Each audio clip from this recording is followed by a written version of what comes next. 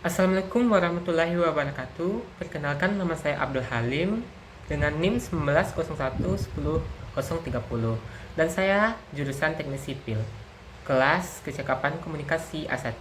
Di sini saya menjelaskan tentang proses dewatering yang ada di pekerjaan konstruksi sipil. Biasanya, proses dewatering tersebut dilakukan dengan pemantauan, lalu dilakukannya pemompaan air.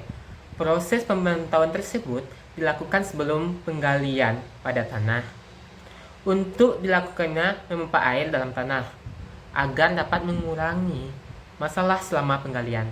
Dewatering juga dapat disimpulkan sebagai proses pemantauan dan mengendalikan air tanah. Nah, biasanya proses dewatering dilakukan pada gedung-gedung yang akan memiliki basement yang cukup dalam.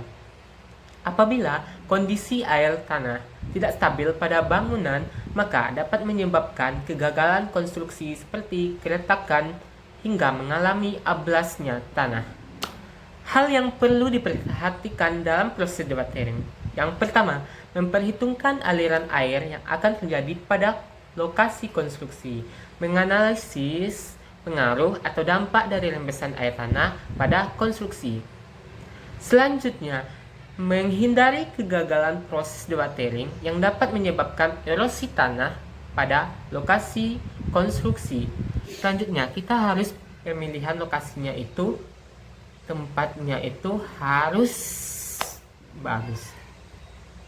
Dan selanjutnya, kita mengetahui debit air yang akan dipompa. Nah, dewatering ini memiliki beberapa metode. Yang pertama adalah metode plate dry neck. Apa yang maksud dengan plate dry neck? Plate dry neck merupakan metode yang menurunkan muka air lebih dahulu sebelum dilakukannya galian.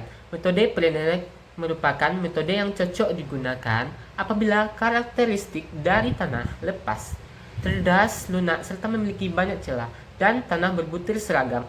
Lalu metode ini biasanya juga dipakai pada area yang memiliki saluran pembuangan air, memiliki debit rembesan yang besar, dan tanah yang sensitif terhadap erosi.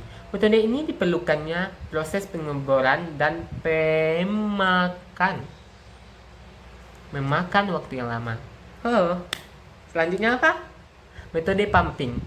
Metode pumping merupakan metode yang sering digunakan, yaitu metode tersebut biasanya digunakan pada tanah yang memiliki karakteristik tanah padat, berkohesi, bergradasi baik. Sumur maupun selokan digunakan untuk memompa tidak akan mengganggu aktivitas di sekitar air konstruksi. Untuk melakukan pekerjaan pipa hanya perlu dilakukan di lubang penampungan air saja, yang membuat proses dewatering dengan metode pumping lebih cepat. Selanjutnya, metode cut-off. Metode cut-off merupakan sebuah metode dewatering dengan cara melakukan pemotongan aliran air tanah dengan membuat dinding pembatas agar lokasi konstruksi bisa terbebas dari air tanah. Metode tersebut biasanya dipakai bila area proyek bersebelahan dengan gedung yang cukup tinggi dan gedung yang sensitif pada penurunan air tanah.